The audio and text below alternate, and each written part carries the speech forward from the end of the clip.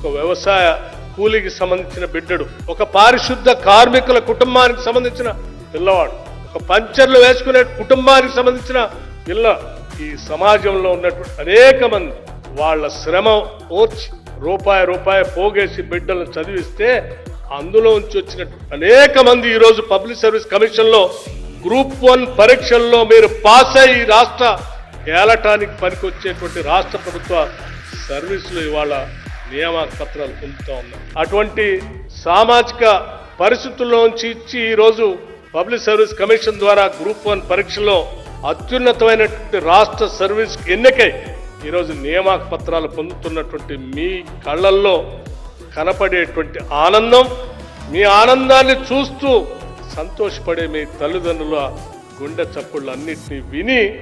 ఈరోజు రాష్ట్ర ప్రభుత్వం అంతా కూడా ఈ రాష్ట్ర ముఖ్యమంత్రి రేవంత్ రెడ్డి గారితో సహా ఈ కేబినెట్లో ఉన్నటువంటి ప్రతి మంత్రి ఈరోజు అద్భుతమైనటువంటి అనుభూతికి లోనవుతున్నామని చెప్పడానికి మాకు ఎటువంటి సందేహం లేదు. ఇదే కదా ఆనాటి యువతి యువకులు ఈ రాష్ట్ర ప్రత్యేక రాష్ట్ర ఏర్పాటు కోసం పోరాటం చేసింది. ఇటువంటి విధానం కోసమే కదా ఆనాటి యువతి యువకులు ఉరికంబాలెక్కింది,